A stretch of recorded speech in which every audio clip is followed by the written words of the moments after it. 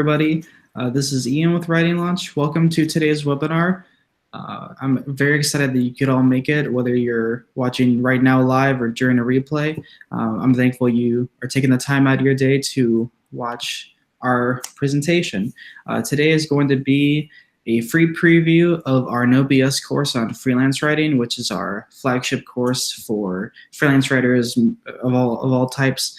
And basically what I'm going to be going over today is how to get started as a freelance writer and just how to get published and paid, and ultimately how to find success as a freelance writer. And this is all stuff that I did personally, so this is coming from firsthand experience. And if you're new to our webinars, welcome. If you're a returning viewer, welcome as well. We're glad to have you. I hope you learn a lot, and we're also going to have a Q&A segment at the end, so make sure you type your questions in the chat below, and we'll answer as many as we can during the last half of the webinar today. So without further ado, let's get started with the actual presentation. My share. All right, and go here. Okay, so like I mentioned, today is going to be a free preview of our No BS course on freelance writing. And before we begin, I want to just mention a couple things. First of all, I want to say you don't need any experience to start. Whenever we do, webinars, people always ask questions about, I don't have any experience or I'm just getting started.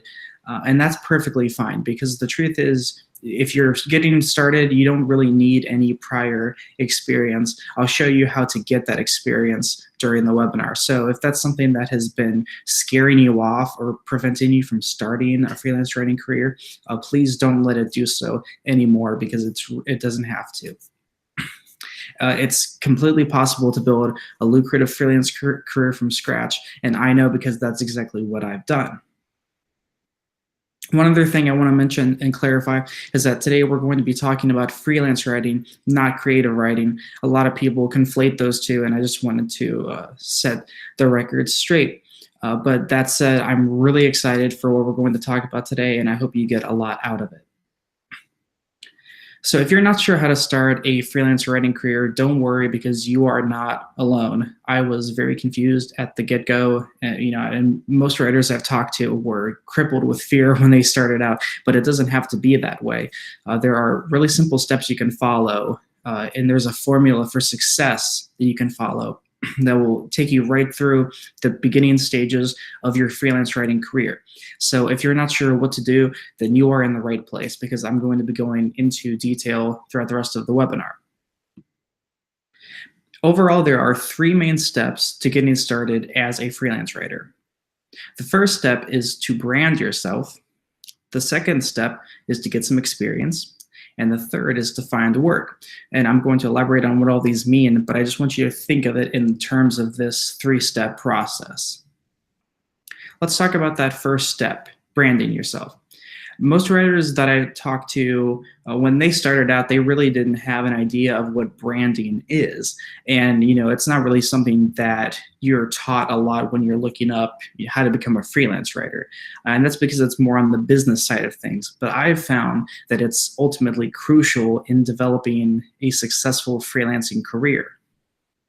And that's because at the end of the day, you're really selling your value, not your writing.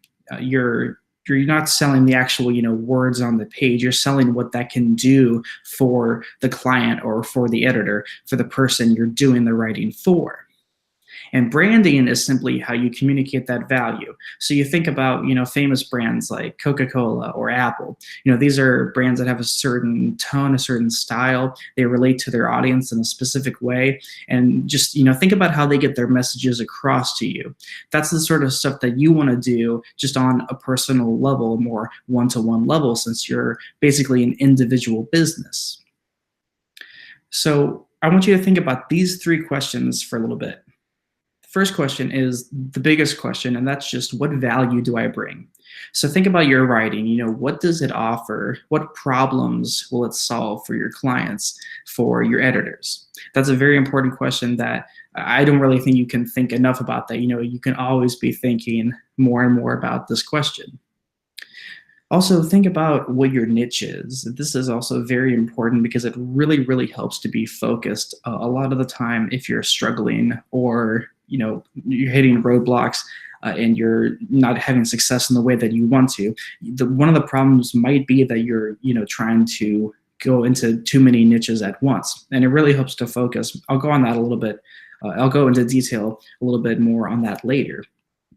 And then think about what your style is, because you want to stay true to your style. I firmly believe that individual styles are what makes writing so great. It's always fun and informative to read different styles and get different pieces of information from different types of content. So think about those three questions as we go forward. And I also recommend creating a mission statement that answers all those questions. And this just helps you get a better idea of who you are as a writer. So, for example, you could say, I'm a health and wellness writer who helps busy people eat better and exercise more. So you can see this addresses all three questions. The value is that you help people. You help people eat better and exercise more. Your niche is health and wellness, and your style is helpful, informative, that sort of thing. So if you want to take a couple minutes right now and do that, you can. If you want to save this for later, you can do that too.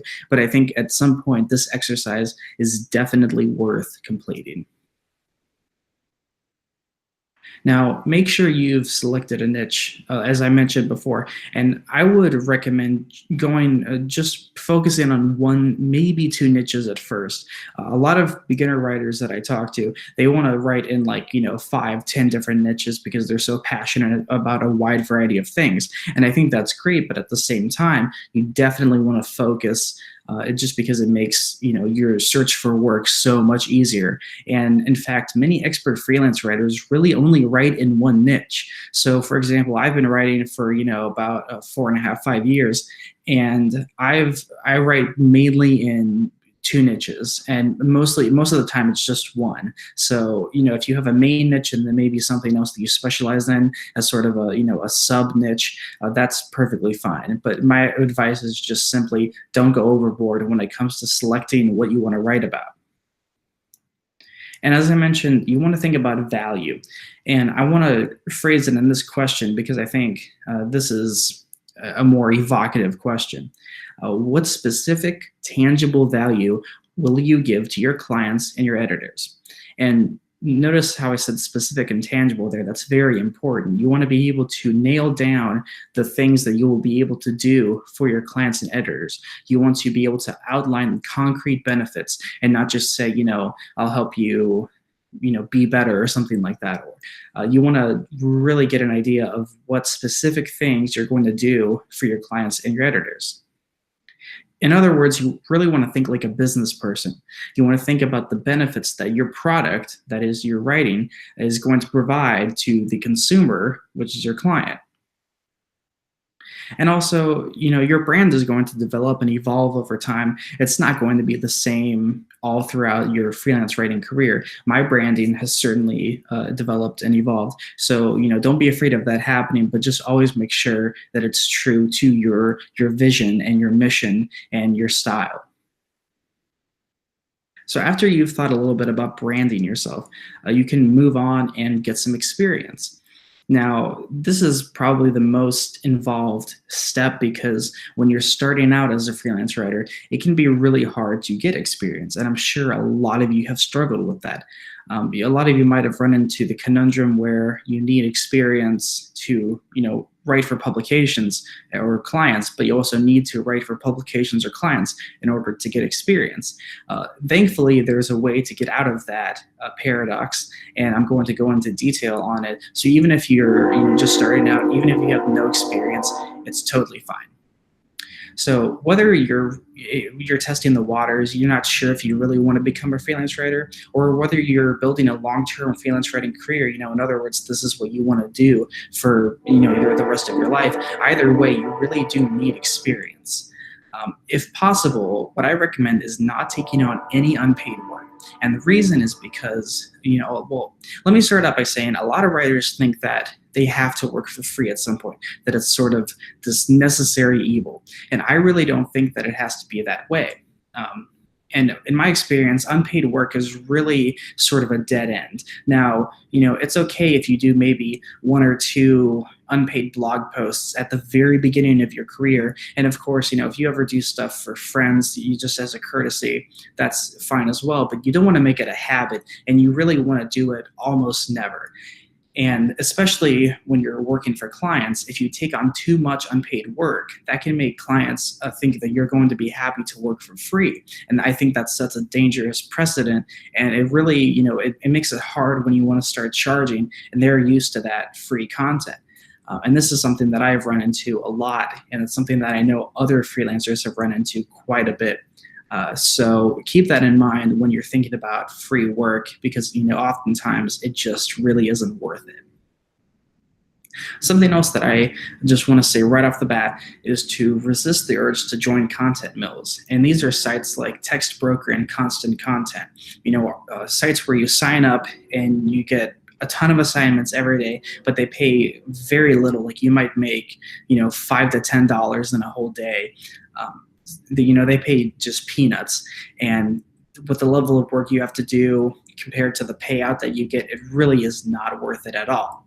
And I also recommend not joining freelancing platforms. So these are more popular a little bit. These are sites like Upwork and Fiverr where you can sign up, you either bid on jobs or you get jobs sent to you, people pay you and then you do work. But the problem is that these sites are often described as a race to the bottom. And I think that's entirely true. You're basically competing with other freelancers, in various countries who just want, the cheapest work possible, and who provide the cheapest work possible. So you're always going to be battling almost like a negative bidding structure, if that makes sense. Instead of, competing to get more money, you're actually competing to get less money. And that, creates just a really bad place to be. And I have worked on a site like this before, and I really wish that I could sort of take that time back, because it was really not too helpful or productive in my career. And I know now that if I had skipped that and if I hadn't joined that site, I would be, easily 6 months to a year ahead of where I am now. So, if you're thinking about these, I get that they're tempting and that, they provide work. They're kind of a sure thing, because if you join one of these sites, you will have a steady stream of work pretty much. But for the prices that you're going to get paid, for the time investment you have to put in, for the lack of upward opportunities, I really don't think that these are worth it. So think about that when you're thinking about getting experience.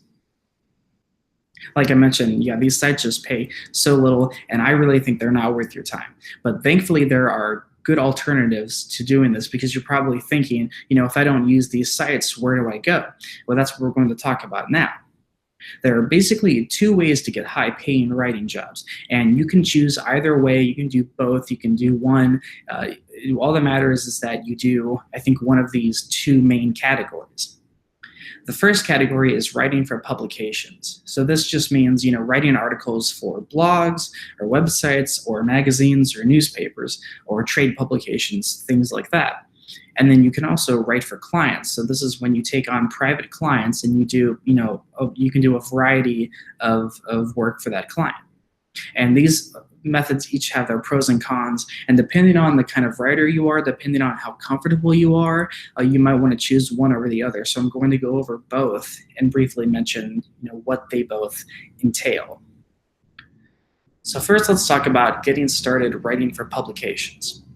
Now, in my experience, this is what most writers want to do, especially if you're coming from creative writing, or if you still do that and you're looking into freelance writing as a way to sort of monetize your writing. This is probably for you.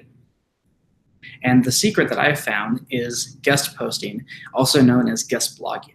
And this is something I talk about all the time because I'm I love it so much as an opportunity for writers to make money and get published and get paid. It's a really, really good opportunity that I think writers need to leverage more. So I'm going to go into detail about how to do that and exactly what it is.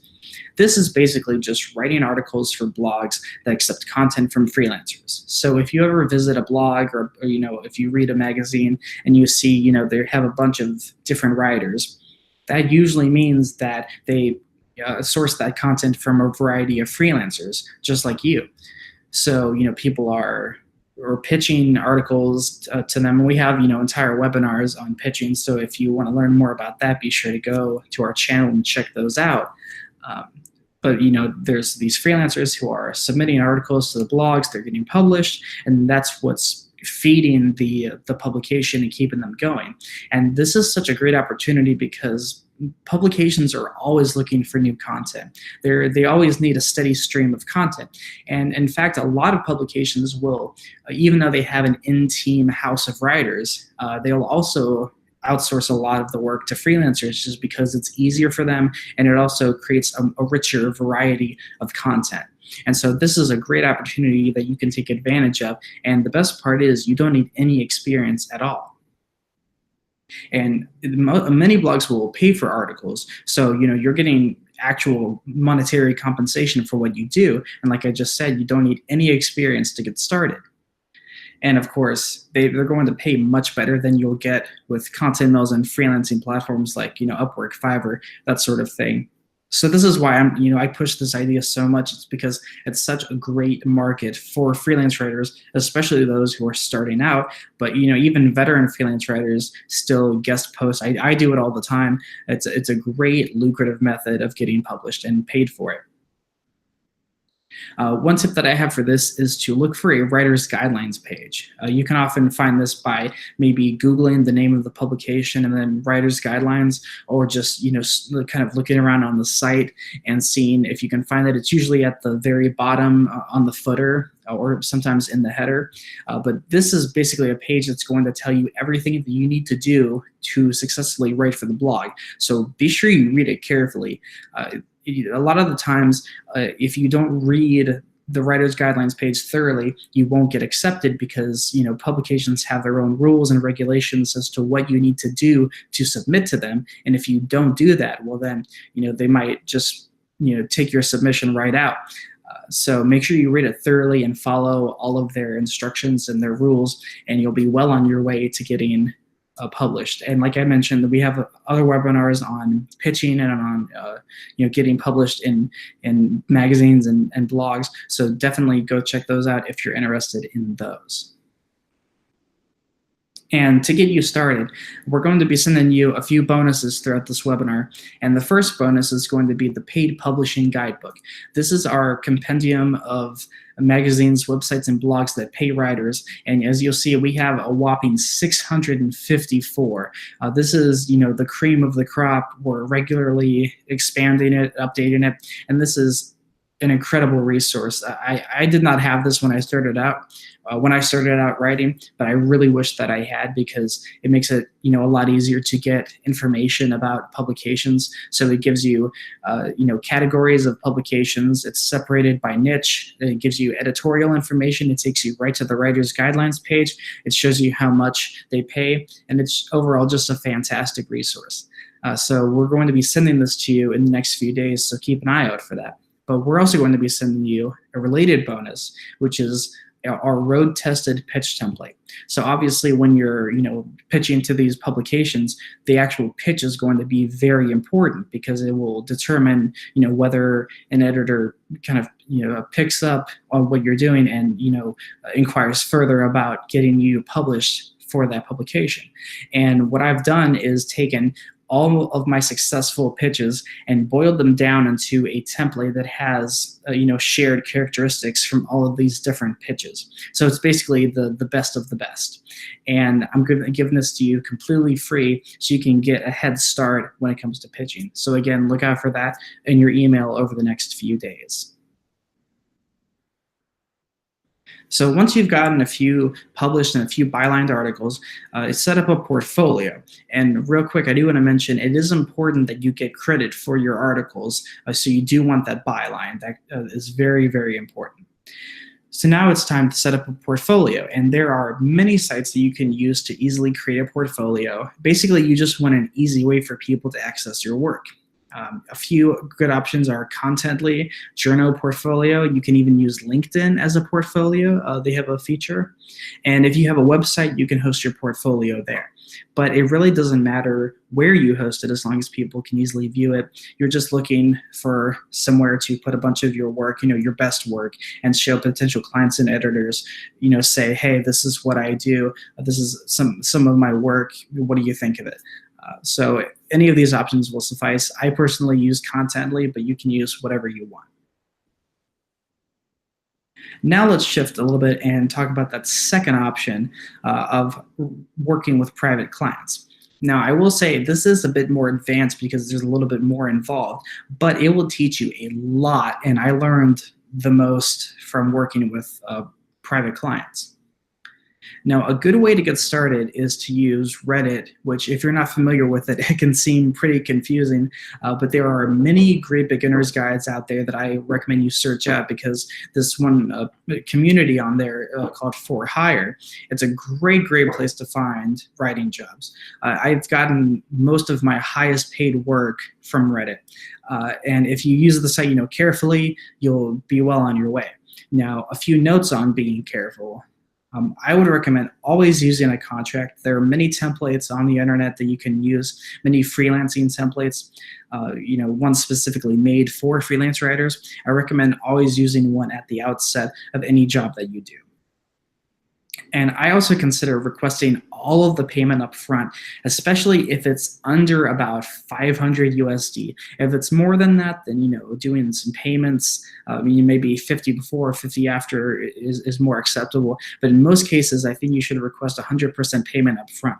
And that, no client that I've ever worked with who has been serious about what they're doing has refused to pay up front, because they're willing to do that. And generally, when a client has refused, or I should say prospective client has refused to pay up front, that they panned out, not being so good to deal with, as I later found out. So definitely keep that in mind. But all of that said, Reddit is an excellent way to find high-paying clients, and I feel like not enough freelance writers are using it as a source of generating jobs and then getting income. So I really recommend you use it. It can seem a little bit intimidating at first, but like I said, there are tons of great beginner's guides. Go and read a couple, familiarize yourself with the site, and you'll be well on your way. So after you've gotten that initial experience, you can go on to create a system for finding work. And this is something that we talk about very extensively in the No-BS course. And what I'm presenting to you here is sort of a distilled outline of that system. So now that you have your portfolio, which you really need to begin your search for regular work, you can get started, look for more jobs. Now, by this point, if you've been testing the waters, if you've been sort of wondering about freelance writing, by this point, you'll probably have a pretty good idea of whether it's for you. And if it's not, that's perfectly fine. But if it is, that's awesome. And you can, continue getting jobs and then going on developing the system that we're going to be talking about. So what I would recommend is starting off by seeing if the blogs and the sites you wrote for in step 2 need more content, because it's very likely that they're going to need more content and that you can keep submitting to them, keep getting published. And it's even possible to build long-term relationships with these blogs, and you can even become a contributing writer or even a staff member, and that's happened to me a couple times before. It's very possible, and in fact, I think that's one of the best ways to get long-term writing jobs, because then you have these great long-term ongoing work relationships with these sites, and there's a good mutual bond between you and the team, and then if you join the team, it's a great synergistic process, and I recommend doing this if you can, if the opportunity presents itself. Now, if you're more on the side of trying to get private clients, I have some other tips in regards to that. When you first reach out to a prospective client, you want to list your benefits. And I talked about this at the beginning of the webinar, about those concrete benefits, those ways in which you're going to help the client. You want to be able to really, really outline those. And I recommend even using a bullet point list. That's something that I've seen work incredibly well for myself and for others, because it provides a nice, not only a nice visual, but also just a nice overview of what you're going to do. And it really makes it clear in the mind of the client, wow, this is how you're going to help me. I also recommend using preferably a per project rate, or barring that, a per word rate. And that's because hourly rates are really not ideal for most freelancers. In short, there are a couple reasons for that, but the biggest one is that hourly rates are not, or how they don't suit how freelancers work a lot of the time. If you're a writer and you're doing this mentally taxing thing, it can be hard to just sit down for hours on end and pump out content. And they're just, not my favorite sort of rate. I think you get a lot more sort of bang for your buck, if you will, with a per project rate as opposed to an hourly rate. Per word rate is good too, but I really do like the per project rates, and also because they're neater, you can just give your client a flat rate and then be done with it. Also, follow up if you don't hear back at first. This is critical. I've heard so many stories about writers who have, gotten a job over other people just because they followed up. That's how serious it can be. So what I recommend is, after maybe 2 to 3 days, if you send something out to a client and you don't hear back, just follow up with a short one-line reminder saying, hey, are you still interested in this, or can I still help you? Something along those lines. Because this can really seriously make all the difference. Now, some other ways to find work. What I found is that job boards and newsletters come in handy quite a lot. So a few of my favorites are, of course, freedomwithwriting.com, which, if you don't already know about that, I recommend visiting it right after this webinar. Tons of great collections of publications that pay you for writing. It's easily my favorite resource in terms of getting jobs online.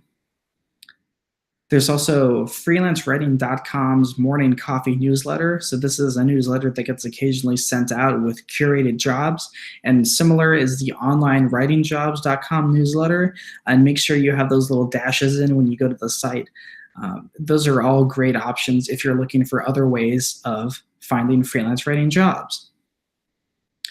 Now, I want to talk about some common problems, and these are some objections that maybe you've thought of during the webinar, and I hope that I can provide some additional clarity into them. A lot of what I hear is that, I'm having trouble finding work. And even though there are a lot of places to find work, it can be hard, especially if you're starting out, finding the kind of work that you want. So I have a few tips for that.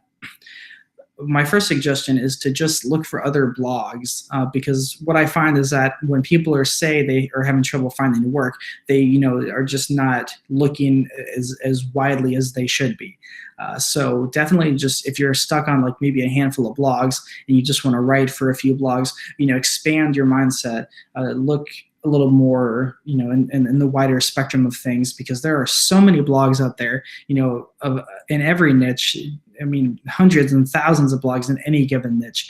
So you're likely to find one that suits your style and that you can get published in, one that will work for you. You can also search other job boards that I haven't mentioned here. Do be careful, exercise caution, do your due diligence when it comes to getting jobs. Be sure you secure yourself with a contract and you get that upfront payment and all that. But there are a lot of other job boards that are good. I just didn't mention them here for the sake of brevity. You can also use your network and even your extended network to see if anyone needs writing done. We recently had a case study on this where a writer used their network, and I think their extended network as well, and got a bunch of writing jobs just from that. So this can be a very lucrative option too, especially if you happen to know people who are in business or who are doing entrepreneurial things or something of that nature. Another thing that I hear a lot is, I can barely make time for writing. And this is something that I can empathize with, and it's very difficult, especially if you're, maybe you're a parent or you have a full-time job, to make time for writing. That can be difficult. But really, you can start a career in freelance writing, even if you just have an hour a day. That's all. And even if you're having trouble finding that hour a day, I'm going to send you a third bonus that I hope can help you with this, and that's our Maximizing Your Writing Time guide. This is based off a course that we have over at Writing Lunch, and this little guide basically is going to show you how to recover lost time from your day and just find more time to write. Like I said, even if you just have an hour out of the day, that's more than fine. You can easily start a career in that time. It doesn't take a lot of time. All you need is focus, really, and perseverance. So, yeah, now that we've addressed some common problems, I just want to remind you, starting with zero experience is completely possible. And like I said, make sure you learn to sell your benefits, not your writing, because that's a problem that I hear about a lot, is that people are selling their actual writing too much, and they're really not focusing on those benefits. So don't worry about, not having experience. Learn to sell your benefits, and remember those 3 steps that we mentioned, which is branding yourself, getting some experience, and then finding work and growing. And as long as you follow that formula, I'm very confident that you'll find, a lot of great opportunities that you can take advantage of and bolster your career. So now I want to move on to the Q&A portion of the webinar. If you have been saving your question until now, be sure to ask below. I'll answer as many as I can. If you can ask anything about freelance writing, anything about what we talked about in the webinar today. It's an open forum for me to just field whatever questions you may have. So let me exit this and stop screen sharing. All right, there we go. So I'm going to be taking some questions now. Like I said, if you have any, please put them in the chat below, and I will answer as many as I can get to. And if for some reason, if you can't ask a question right now, maybe you're watching the replay, feel free to send us an email at support@writinglaunch.com. We do our best to respond within about a day or so, and we're always open to answering your questions and helping you out with freelance writing. So let's get started with the Q&A. We have a question from Leah, who asked, how do you find your niche? This is a fantastic question, and it basically comes down to thinking about what you're passionate about, but that's not the whole picture. And what I've seen a lot is that freelance writers tend to just want to write about what they're passionate about. And that's all well and good, but the problem is that what you are passionate about may not necessarily be profitable. So you have to think in terms of a balance between passion and profitability. You have to do some basic market research, make sure that the niches that you're thinking of are indeed profitable. And so, I would just recommend, think of topic areas that you're really passionate about. Then go out, just on the internet, do it, some searching, see what the communities are like around that niche, see if people are talking about that niche, and make sure it's not too broad, but you also want to make sure it's not, way too niche to the point of where almost no one's talking about it. It does take a little bit of time and experimentation. It took me, a couple of years before I really, really found my exact niches that I wanted to sort of, nail down and say, okay, I want to write in these specific niches. So don't be afraid if, it takes a while. That's not a sign that you're doing anything wrong. It's a process, and it takes, just a while to find your footing, get your bearings, stuff like that. So yeah, I hope that helps you. Thank you for that question. And I think that's something that a lot of freelancers wonder. So you're definitely not alone in that.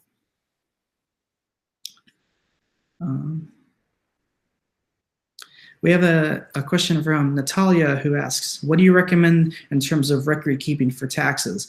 This is also a great question. I can tell you what I do personally, but I definitely recommend checking with a tax professional, just because obviously I am not a tax professional by any stretch of the imagination. So I have to kind of do that disclaimer. I keep a spreadsheet of everything that I make, all the fees that I have to pay in terms of like if you are doing like PayPal fees or something like that. But I just keep a basic spreadsheet of everything, work with my accountant on that. But you don't have to keep anything too extreme, but thankfully these days, if you use, payment processors like PayPal, they keep it, pretty easy to keep track of the details of each payment. So you can even, leverage that if you want to.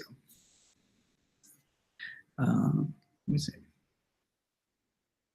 Oh, and we have a related question from Renee who asks, how do you collect payment from clients, PayPal, money orders, etc.? Well, I can say that I think money orders are sort of, money orders and checks are seeing less use now than they have been in the past. I've gotten paid by check, I think, twice. And, most of the time it's online. PayPal is generally the way that I get paid the most, and there are the fees that come with that, but that's sort of an unnecessary evil. There are a variety of payment processors, though, and especially if you don't live in the U.S., maybe if you live in a certain country where PayPal doesn't work, you have to find an alternative. Something that I think that more people can take advantage of, especially with longer term clients, is direct bank deposits, because then the money just shows up into your account. It's still super secure and it's just way more convenient. I don't know if I do that with every client that I have out there, but at the same time it's a really reliable and easy way of getting paid. But I think in most cases you will want to have a PayPal account. Or at least, there are other payment processors that I mentioned, like, Stripe is one. But the difficulty that I found, and I think the reason why PayPal is so ubiquitous, is because there are not a lot of payment processors that are business to business. They're usually just what are called peer-to-peer systems. So, for example, a lot of payment processors are just meant for you to be sending money to like friends and family and not for business transactions. And so that's where you can run into a little, gray area in terms of legality. So definitely make sure that you're above board with all of that. But yeah, PayPal is usually the number one way. And then, checks sometimes, but usually it's one payment processor or another. And also, like I had mentioned, direct bank deposits, which are great. Let me see.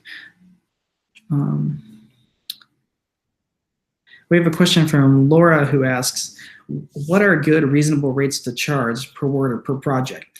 But this is a question that I get a lot, but the problem with answering this is that it just varies so much. I can go over how to establish just a solid rate for yourself, and I'm just going to give you an overview, because this is something that I've talked about so much in our courses and with our community, because it's an ongoing conversation. There's just a lot that can go into it. Basically, you need to find out how much you need to make to live, and then work that out into a rate. And something that I recommend that's a pretty easy calculation to do is to figure out what your hourly rate would be. So, figure out how much you need to make per month, figure out how many hours you want to work in a day, in a week, convert that into an hourly rate, but don't actually use that hourly rate. Instead, use that as the basis for per project rate. So, if you're thinking, I think this project will take me about, 5 hours to complete, you can just multiply your hourly rate by 5 and you're good to go. But this is just such a personal thing, because everyone has different, different financial needs. I may need less money per month than someone else does, and I need more money per month than other people do. So it really depends on not only where you live, but just what your financial needs are. And so for that reason, it's hard to address in mass like this. But I hope that sort of general calculation can help you out, because that's generally what I recommend.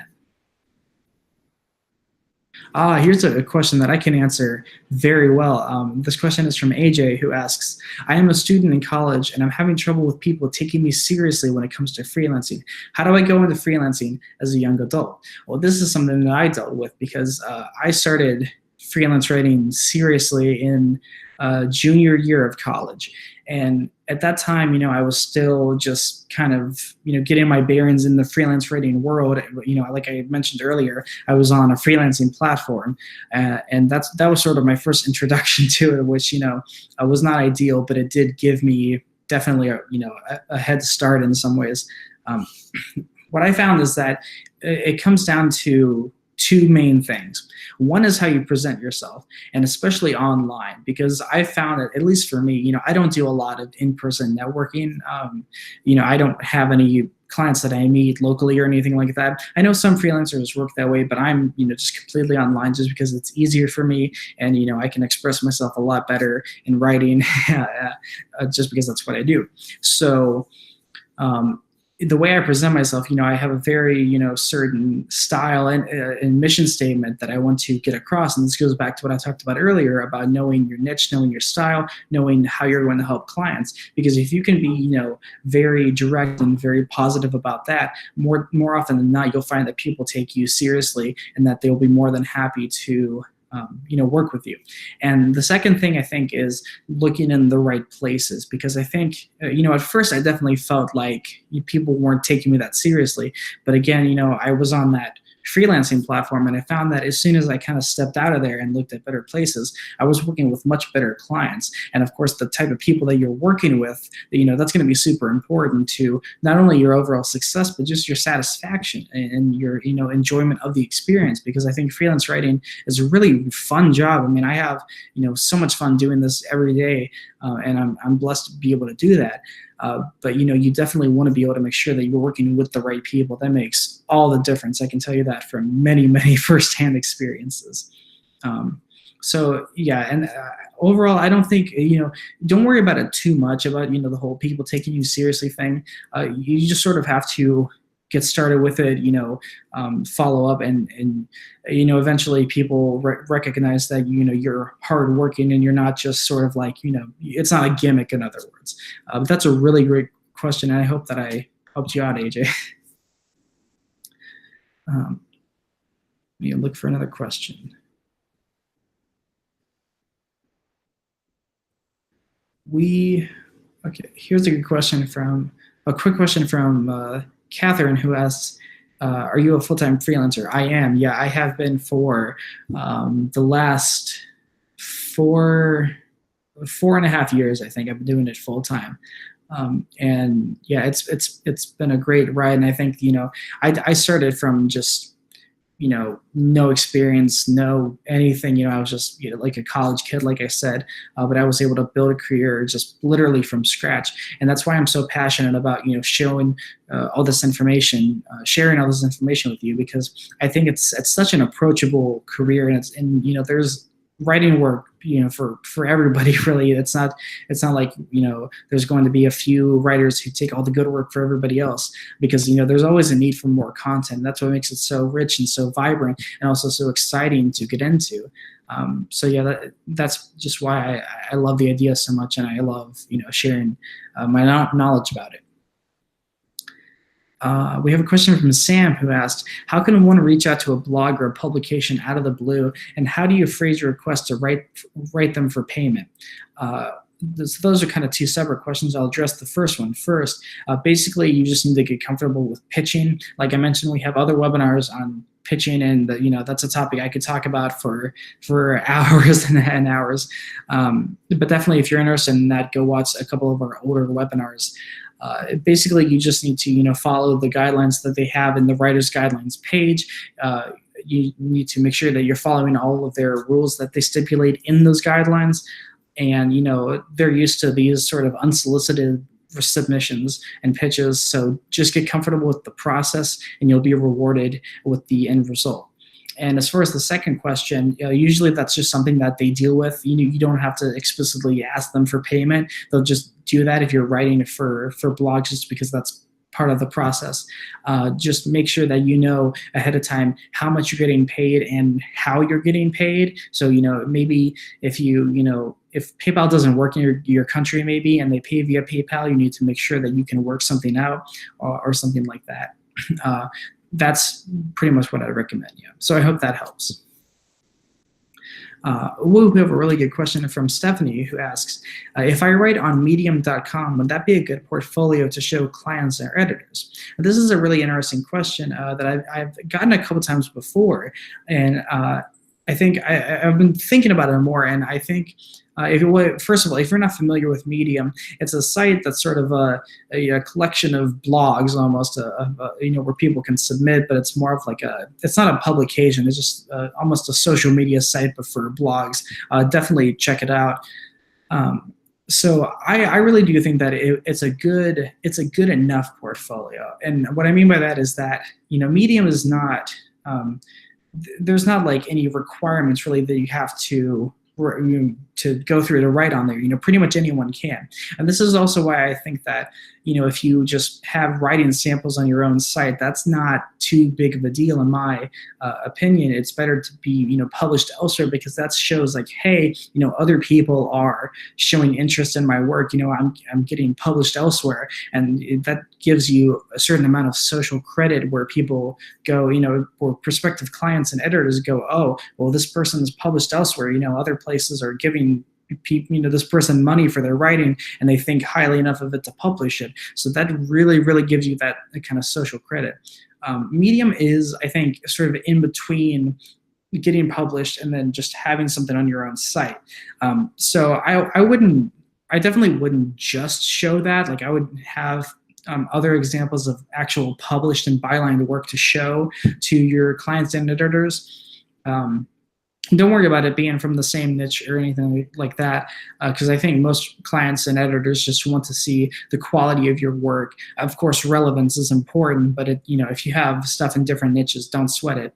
But yeah, Medium, I think, is an okay option. It's not the best, but it's definitely not the worst. So if you already have stuff on there, I would continue to use that in your portfolio, but definitely don't lead with that, is what I would say. Let me see. Oh, here's a good question from Ulysses, I think. Sorry if I'm pronouncing that wrong. Do you do your own editing before you submit your finished product, or do you have someone else look over it? This can vary from writer to writer. I do all my own editing just because, I trust my own eye, and I'm just used to the process by now. But you can have another editor or a friend look over your work if you want to do that. The only reason that I would say maybe to not do that is because it takes longer. But of course, you want to have a good final product. Something that you should also consider here is that if you're going to if you're trying to get published in a blog or a publication or something like that, they'll always run the piece through their editors. So you want to make sure that you have everything's grammatically correct and it all sounds good, but the finer things, that's for the editor of the publication to nitpick. And if you're working for private clients, definitely it might be worth, if you're worried about the exact editing of it, to have someone else look over it. But I just do all my own editing because it's, it's simpler for my workflow, for my process. Okay, we have a good question from Squidia, I think. I'm sorry if I'm bad with names despite being a writer, so I hope I'm getting that right. But the question is, what is the difference between copywriting and creative writing? I want to make sure I'm understanding the different writing preferences. This is a good question, and I sort of outlined this at the beginning, but I will go a little more into it because I think there is a clear delineation between these two, and it's important to understand where the differences are. And we got some other questions about creative writing, fiction writing, science fiction. So I will outline those differences. The best way I can describe it is that creative writing is sort of in its own little world, I think, and it's a great option to pursue. Stuff like creative nonfiction, fiction, poetry. None of that I would consider freelance writing. Freelance writing, I think, is writing for publications, writing for blogs. Doing nonfiction work that's not creative. It's more informative writing, persuasive writing, technical writing. Stuff like grant writing, article writing. Email writing, copywriting, marketing writing, all that stuff. That was what I would consider freelance. And basically, if you're getting paid for your writing, and it's in a non creative atmosphere, I would consider that freelance. Now, of course, you can make money as a creative writer. You can submit to literary journals. But that's sort of a whole different beast, and one that I'm really not well versed in.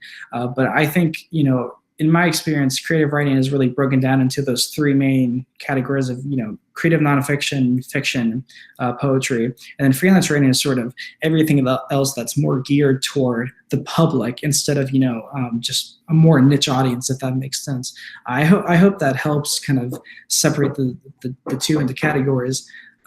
And actually, I would.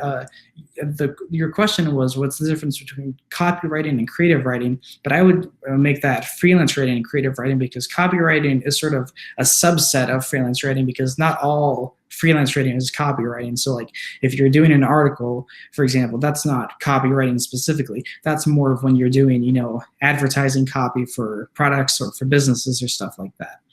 So I hope that helps you understand the differences between the two a little more.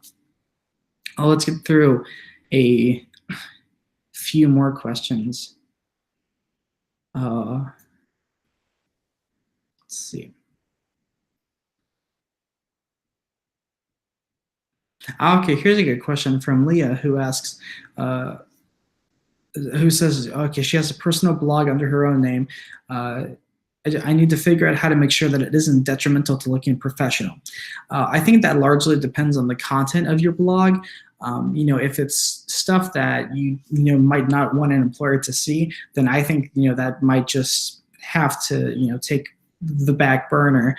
A different option is use a pseudonym for your writing, but I don't have any experience of that, and overall I don't recommend it just because it does complicate things a bit more. What I would say is that if it's something that you would be fine with an employer saying, keep it. Otherwise, it might just have to go. But it depends on what you value more, and it also depends on how seriously you're looking to take your freelance writing career. But also, I wouldn't worry too much about it, just because unless it's stuff that is very sort of inappropriate or stuff that you wouldn't want an employer to see. I think if it's not that, then it should be fine. We have a question from Candace, who asks, can you list an example on pitching? Pitching is basically just the process of contacting a publication, to basically say, hey, I have an article idea, here it is. And when you get the road tested pitch template in your email, that's actually, I think, the best example I can give.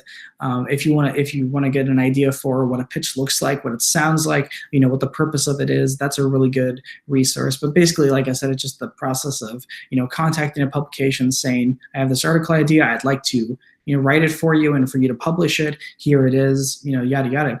And it doesn't say exactly that, but that's sort of the general gist of it. So yeah, let's get through a couple more questions and make sure, if you have last minute questions about anything that I've said during the Q&A, you can ask about that too. Okay, we have a great question from Oz, who asks, is there an average range of time it takes for someone putting in the work to see some results? And also, have you witnessed a time where you saw someone start working within a few days? I'll answer the second question first. Yeah, I mean, people, can definitely work just within a few days of getting started from absolutely nothing. A lot of it depends on where you look for jobs and the kind of scope you have when you're looking. If you have a lot of focus when you're looking for work, and if you are confident in your approach and you've done your homework and you know how to present yourself to a client or to an editor, then yeah, you can get started pretty much immediately, and I've seen that happen. That said, I think it's definitely, the kind of thing where it takes a while.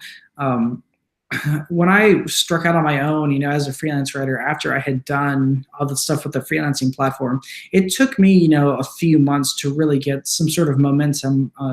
And then, it took about maybe a year to get to the point where I could comfortably say that, I was doing this, full time for an income and all that. But it definitely depends on not only how much work you put in, but also how smart you are about it. And by that I just mean, how focused you are about it. Doing the right sort of work instead of just, because I've seen, writers who spend so much time like looking on like Upwork and Fiverr and sites like this, or even just like, basically looking in dead ends for work. And I think that, if you do that, that's going to set you back considerably. Like I mentioned earlier, since I was on a freelancing platform, I feel like I was set back at least, like 6 months. So it definitely depends on, the kinds of places that you're looking in, the focus that you have, and just the overall scope of, your search. But I think it can happen a lot faster, especially when you have this knowledge. And that's, the whole reason that we have writing launches, to prepare writers to get them started in the quickest amount of time possible. And we've seen some of our members get published within like a month or within, a couple weeks, which has been crazy. And it's, it's a testament to, the fact that if you really do your homework, if you do your research, if you are prepared, if you have the right knowledge going into it, you can come out the other side pretty quickly with some great results. So I hope that answers your question well.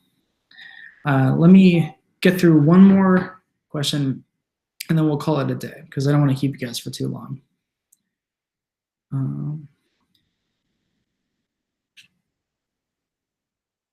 Let me see.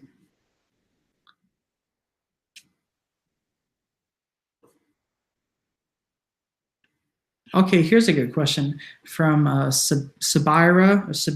I hope I'm saying that right. The question is, how can others recognize your work as your own if you ghostwrite for blogs or websites when you don't receive a byline? This is something that I can talk about extensively because I ghostwrite extensively. That's my main writing job, is actually being a ghostwriter for a handful of publications. And there's a couple things you can do.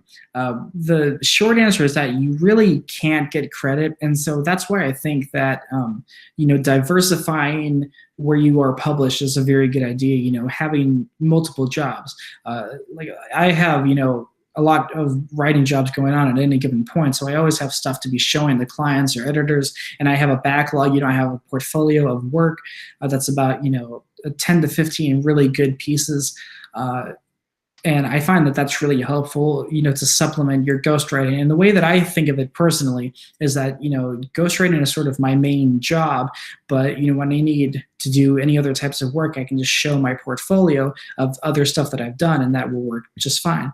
Something that I have advised others on before, I've never done this myself, but I know that it's possible, is to, contact whoever you ghostwrite for and just say, hey, I have a client who's interested in working with me. Is it okay if I just, get your permission to say that I've written on this? Because generally, clients just don't want that information exposed to the public. They don't want you to go out there and say, shout from the rooftops, I've written all this content. But usually if you have a serious client who, you've kind of gotten through the first few stages with, and who's ready to work with you, and or who is really showing serious interest, I guess, instead of just, kind of maybe it just being a random encounter, or if it's a job that you really want to get, if it's a long-term job that you really want to get, you can contact, whoever you're ghostwriting for, whether that's an agency or an individual or a business, and just make sure that, you can say that, tell your client, your prospective client, that you've done that work.